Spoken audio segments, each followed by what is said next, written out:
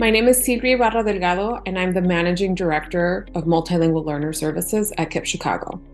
Here at KIPP Chicago, we have 3 schools with Transitional Bilingual Education Programs, TBE programs, that offer bilingual services.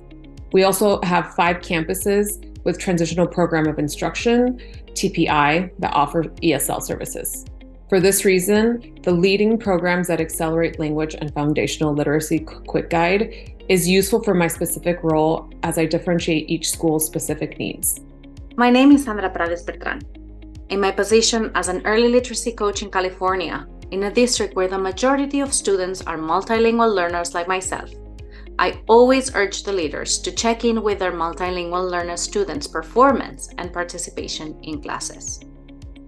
This tool allows leaders to have clear look-fors to reinforce foundational skills content while focusing on language development standards during any lesson, but English language development lessons in particular.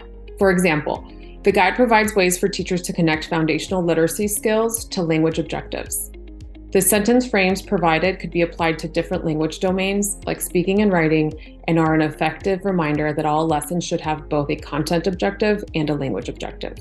I see myself using the quick guide in my daily work because it's a fast read for me and my colleagues and provides research-based information on how to best support ML classrooms.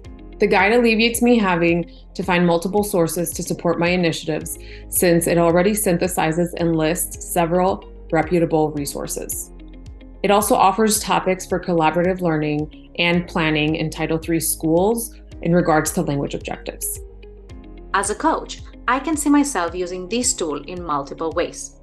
For example, we could use this tool during an initial professional development for teachers to understand and practice writing language objectives, which I have noticed is not done as much as content objectives. And then to use also as a self-assessment tool to identify potential areas of growth. This would encourage teachers to share objectives at the beginning of the lesson, check for understanding throughout the lesson, and keep students not only engaged, but also on task. We can also use it during what we call learning walks or classroom observations. After observing a classroom, leaders can use this tool afterwards to debrief. And then they debrief what they saw and name those strengths and opportunities for improvement. This reflection can inform deeper work during PLC time, as well as helping identify some whole school trends to be addressed during future teacher professional developments. For example, if I were to use this foundational skill of previewing a text, then I would attach the language objective. Students will be able to share observations about topics they know, use the first person and a variety of grammatical and sentence structures.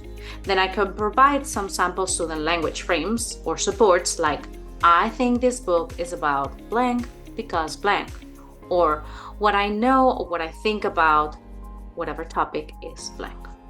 I would encourage teachers to include both objectives and track the reinforcement throughout the lesson, including checking for students' understanding of what the goals are and what they sound like. The guide acts as support for ML teachers, reinforcing the early literacy content standards through their focus on language development and creating language objectives. Gen Ed teachers who are new to teaching multilingual learners can also learn from the guide because of the suggested use of language objectives and sentence stems tied to specific foundational skills. The opportunity to embed oracy skills practice in all lessons will support all students. Therefore, the implementation of the suggested supports will help all students in the classroom, especially students with both ML and DL service needs. I hope your team finds the guide as useful as I do.